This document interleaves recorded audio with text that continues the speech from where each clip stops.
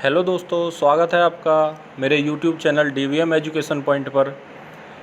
तो दोस्तों, कल मैंने भारतीय राज्य व्यवस्था सब्जेक्ट शुरू किया था और अपना पहला वीडियो अपलोड किया था, जिसमें आपने देखा था कि मैंने भारतीय राज्य व्यवस्था को दो भागों में बांटा था।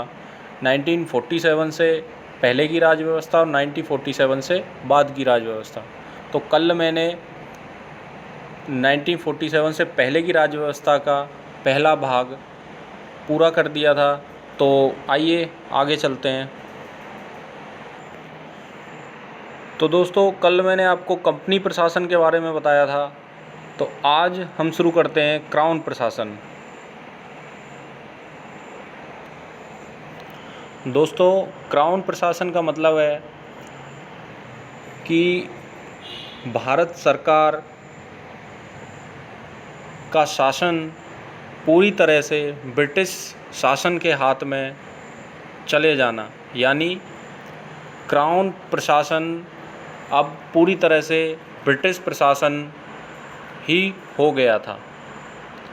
तो इसके लिए 1858 ईस्वी में एक एक्ट पारित हुआ, जिसमें भारत से गवर्नर जनरल के पद को समाप्त कर दिया गया। आसान भाषा में इसे समझिए कि हिंदुस्तान के लिए शासन चलाने के लिए जो उच्च अधिकारी होता था, वो अंग्रेज शासन द्वारा नियुक्त किया जाता था, यानी भारत का पूरी तरह से शासन एक ब्रिटिश अधिकारी के हाथों में होता था। तो आइए समझते हैं कि 1858 का एक्ट क्या था। तो इसके कुछ मेन पॉइंट्स हैं कि इसे भारत की एक अच्छी सरकार के अधिनियम के रूप में जाना जाता है। ब्रिटिश ईस्ट इंडिया कंपनी को समाप्त कर दिया गया और मुग़ल प्रशासन को भी समाप्त कर दिया गया, और गवर्नर जनरल के पद को समाप्त कर दिया गया। एक नया पोस्ट वायसराय बनाया गया, यानी जो पहले बंगाल का गवर्नर जनरल हुआ करता था और उससे पहले बंगाल का गवर्नर हुआ करता था, वो सारे पद समाप्त कर दिए गए। और इसके बाद उस समय के जो गवर्नर जनरल थे, उन्हें ही भारत का पहला वायसराय बनाया गया, जो थे लॉर्ड कैनिंग। और इसके अलावा भारत के लिए एक सचिव राज्य का पद बनाया गया, और इसकी मदद के लिए एक 15 सदस्यीय परिषद बनाई गई। इस परिषद में पहले सभी ब्रिटिश अधिकारी होते थे, ब्रिटिश सदस्य होते थे, सारे अंग्रेज हुआ करते थे, लेकिन बाद में इसमें भी बहुत कुछ संशोधन कर दिया गया। आइए आगे चलते हैं। इसके बाद नेक्स्ट एक्ट जो आया 1861 में आया। इस एक्ट को 1858 के एक्ट का ही संशोधन माना गया, क्योंकि इसमें वायसराय की कार्यकारी परिषद का विस्तार किया गया।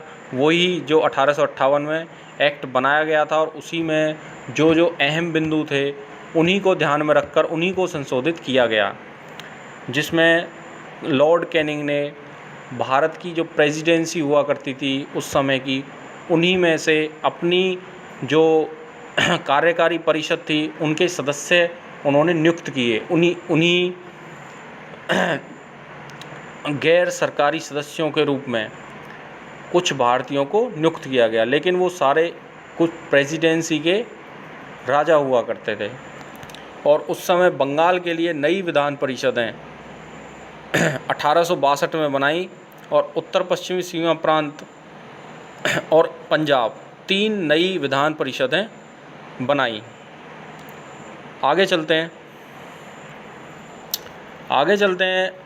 तो अगला एक्ट आया 1892 ईस्वी में। उस समय भारत में बजट चर्चा का अधिकार विधायी परिषद को दिया गया, और बढ़ाई गई परिषदों और कुछ सदस्यों को केंद्र के साथ प्रांतीय विधान परिषद में नामांकित किया गया।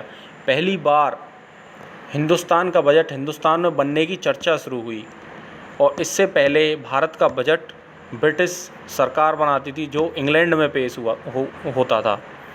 पहली बार ये चर्चा चली कि बजट को, हिंदुस्तान का बजट हिंदुस्तान में ही बनाया जाए। तो चलिए अगले एक्ट की ओर चलते हैं। अगला एक्ट आया 1909 में। इस एक्ट को सांप्रदायिक एक्ट भी कहा जाता है, क्योंकि इस एक्ट के कुछ सुधार के रूप में ऐसे निर्णय लिए गए जो पूरी तरह से सांप्रदायिक थे। इस अधिनियम को मॉर्ले मिंटो सुधार के नाम से जाना जाता है। मॉर्ले उस समय के राज्य सचिव हुआ करते थे और मिंटो, लॉर्ड मिंटो उस समय के भारत के वायसराय थे। 1909 में उस समय केंद्रीय विधान परिषद में सदस्यों की संख्या को 16 से बढ़ाकर 60 कर दिया गया।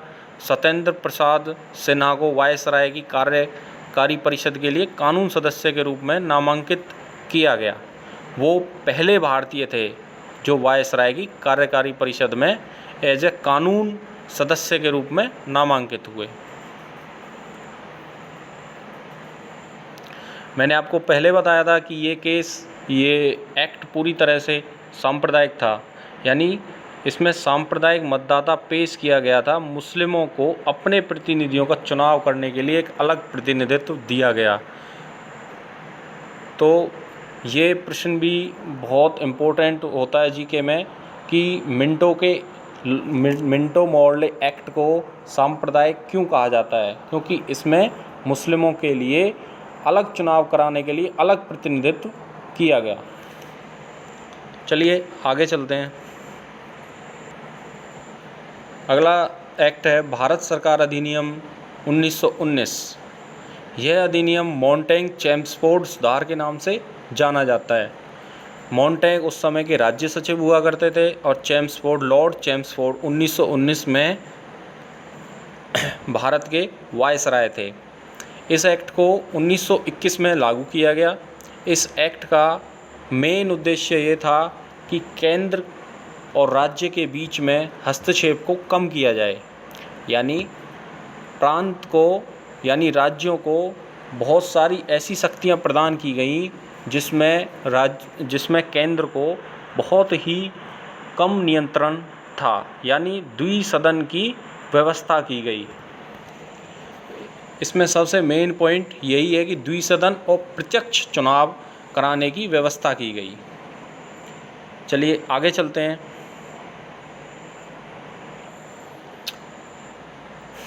अगला एक्ट है भारत सरकार अधिनियम 1935। इसके अंतर्गत भारत में आरबीआई की स्थापना करी गई। ये बहुत इम्पोर्टेंट क्वेश्चन है। आरबीआई और एक संघीय अदालत बनाई गई। आरबीआई की स्थापना इसी एक्ट के तहत 1937 में मुंबई में की गई और इसके कुछ मेन पॉइंट्स हैं कि इकाइयों के रूप में प्रांतों और रियासतों के साथ अखिल भारतीय संघ की स्थापना की गई। महासंघ कभी भी अस्तित्व में नहीं आया क्योंकि रियासतों ने इसे शामिल नहीं किया। अखिल भारतीय संघ बनाया गया और इसकी स्थापना 1935 के एक्ट के तहत की गई। प्रांतों में समाप्त हुआ दोहरा शासन। इसका मतलब 1919 में जो द्विसदन व्यवस्था बनाई गई थी, प्रांतों और केंद्र के बीच में हस्तक्षेप को कम किया गया था, तो उसे पूरी तरह से 1935 के एक्ट में ख़त्म कर दिया गया। लेकिन केंद्र में यह दोहरा शासन शुरू किया, हालांकि वह कभी भी अस्तित्व में नहीं आया क्योंकि 1935 के एक्ट के बाद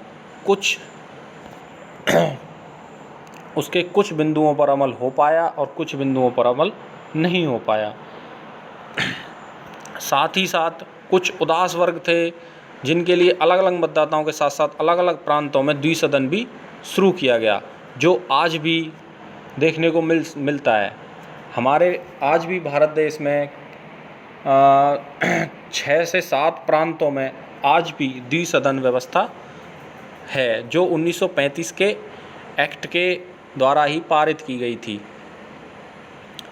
तो आगे चलते हैं।